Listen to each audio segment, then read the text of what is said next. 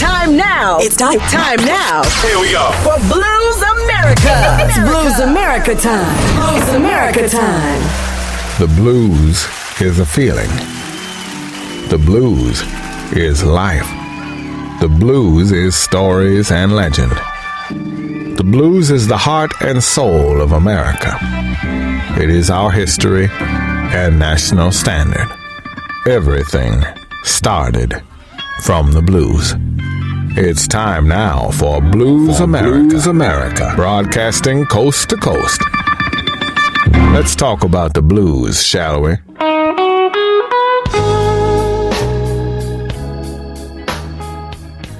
Yes, let's talk about some blues.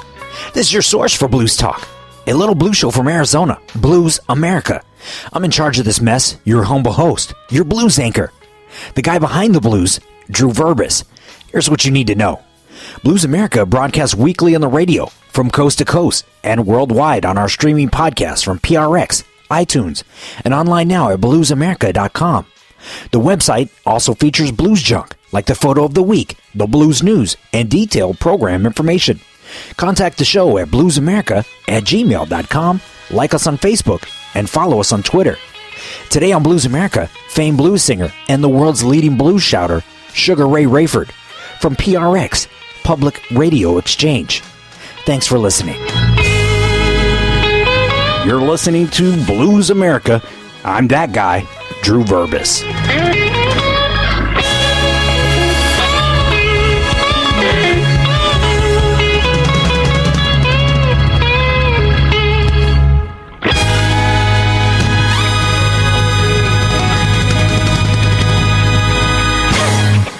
Blues America is recorded and produced at the Chico Chisholm Memorial Studio.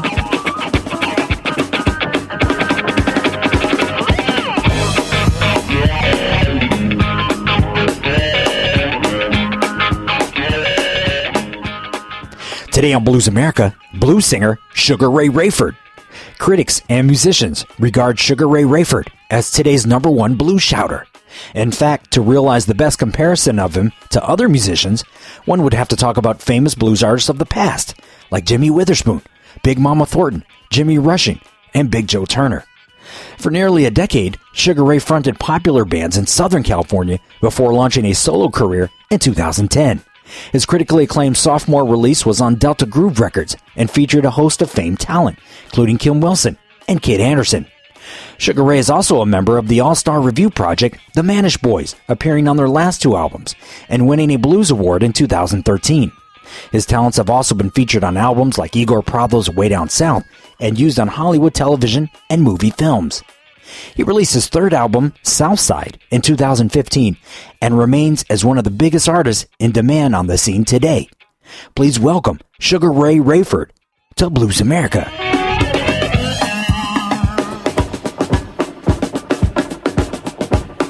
Blues America is endorsed by the Phoenix Blues Society. Learn how to become a member at phoenixblues.org. I'm gonna tell you women, you better buy yourself a man. Tell me how long you've been singing. Oh man, since I was 3. Literally since I was 3. I started gospel, of course, Pentecostal Holiness, Church of God in Christ, and grew up in that. And when I say singing, I mean singing or singing, as we say, and traveling and working with choirs and choir directors. So, but I was 3. Yeah, I was 3 when I started. Wow, 3 years old. So what kind of foundation did that give you or prepare you for being a blues singer? Well, the funny thing is working with people, and the biggest thing is understanding how to work a crowd, I guess. That's huge, and feeling very comfortable on stage in front of lots of people. But it just prepared me to just how it is to work with groups of people and fronting a group and fronting a crowd and the rigors of the road, gave me a good foundation, very good musical foundation. Then later, I went over to LA City College and took a couple semesters of music theory and concept, and just because I'd already been writing, but I wanted to understand what I was writing, which I think sometimes can be a bad thing. It's better sometimes not to know and just let it be what it be. But now, definitely in terms of Blues greats, blues singers, the blues scene. You're a pretty young guy, so how did you get introduced to the blues? My first introduction actually was my uncle. It sounds country is all outdoors, but my uncle Althea back in Tyler, Texas. When I would stay with my aunt sometime in the summer to break dance with my cousin because I was a b-boy, he would come up playing Z.Z. Hill and Tyrone Davis and some of the old Walter Wolfman Washington stuff, and I would hear it like, man, that's funky. That is I like that. But I didn't touch blues. I mean, I continued with gospel till I joined the corps. And spent 10 years in the Corps, didn't play music at all. Went to, after I got out of the Corps, I had a son, raised a family, didn't play music at all. It wasn't until I met my now wife, I was a bouncer and all this stuff, and working at this rock bar, and did live music. And by chance, one time, one of the rocker guys decided to give me the mic to try to embarrass me to make these girls over here, you know me, you know the rock guy. I didn't know the song, but as I've told people, melody is melody is melody. So I just made something up off the top of my head and just rocked it. And then the look. So when my wife saw that, at that time my girlfriend, she was like, I think you were put on this earth to do certain things. I told her, nah, you can't make it music. Anyway, R&B and all that stuff, but blues is gospel is where it is, but I was brought up, you either in or you're out. The blues was the next just logical thing for me. Once I started really listening to blues, it was basically gospel with different words, and I could really get into it, and it had real meat on the bones, as they say. So I got to testify one more time. Well, I woke up this morning, the blues walked in like a man.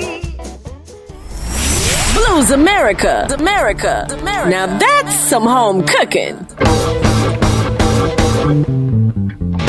6'5", 300 pounds. Size like this shoe, baby. That's how I get around. Got a black Cadillac.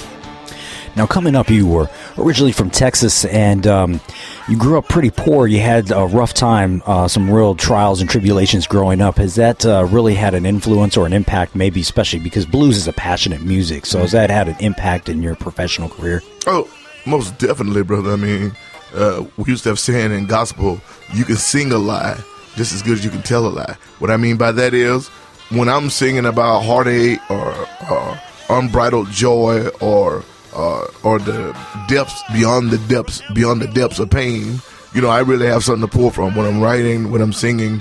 And people have asked me, how do you go from singing, Sun House to Uptown Little Milton? And I said, because of that whole range of emotion I've experienced firsthand.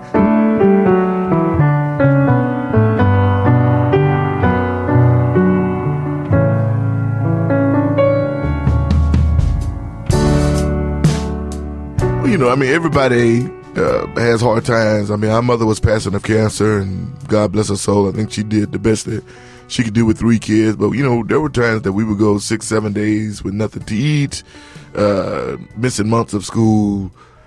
We lived at one point for, my memory is bad, but I want to say at least a couple of years, we lived in a condemned home that my great uncle had gave us, no running water, no electricity, taking showers outside with the water hose. Old school, but it's hard to say old school when you're living in the middle of Dallas, and you're bathing in the water hose, or, the only time that you would eat is at school when they gave you not to get all that, and I don't want to go too far down that rabbit hole, but it gave me depth, and it gave me myself as well as my brothers, an inner strength that no matter how bad it is, it could always be worse.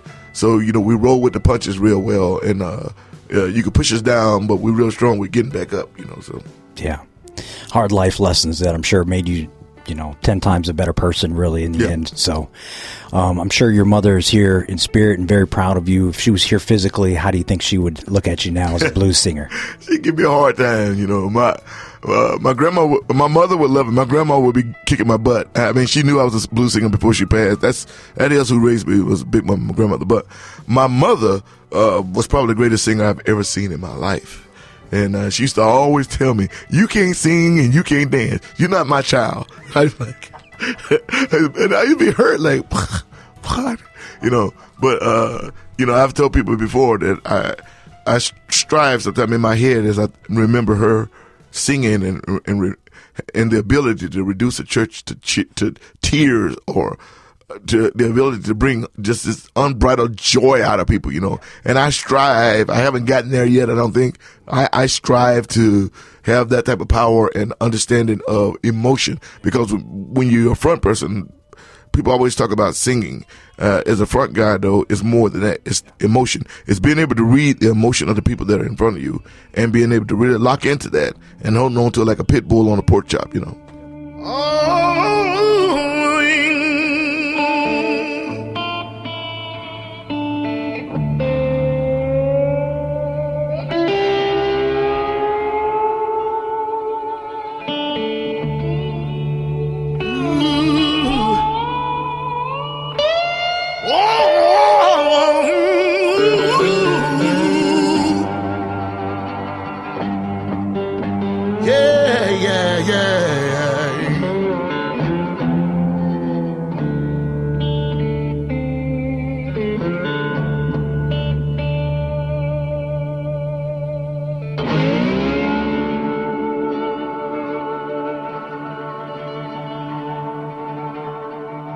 Got a black cat bone and a mojo too. It's Blues America. Yeah. Hey, baby, let's get into it. Woo!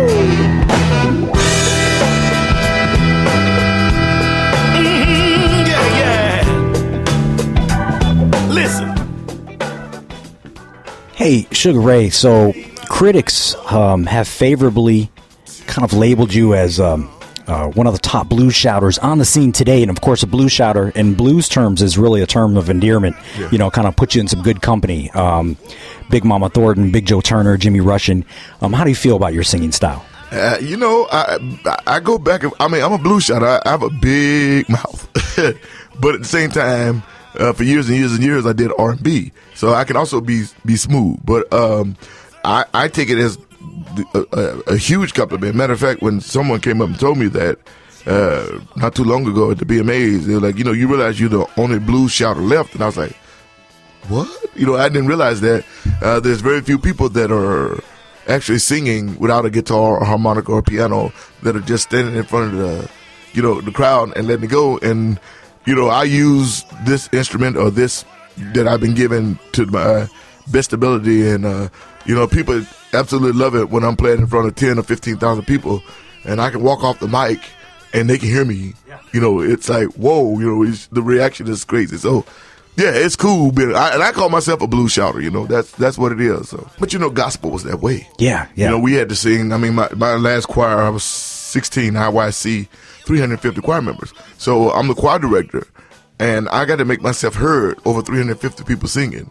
And we learn in old gospel, you project it from the diaphragm. So you start looking at the old Aretha Franklins, the Mahalia Jacksons, they were all that way. That we projected from the diaphragm, which you get this sound that is not the same as when people sing in their throat or super falsetto and all that. It's a more real, warm, it's a wall is coming at you. So I was lost in a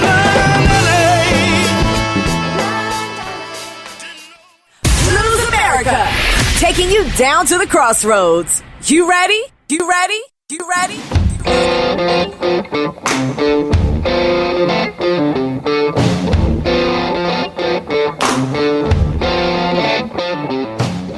Now, I think what you're doing is great. I definitely hear the blues shouting. I hear your own style. But what I'd like to know is, since you've been a professional now, have you had anything that's people influencing you? Or that's a loose term, professional. Yeah, my favorite of the last 8 years, my favorite singer has been Son House. Got a letter this morning. How do you reckon he read? Said, hurry, the girl you love is dead.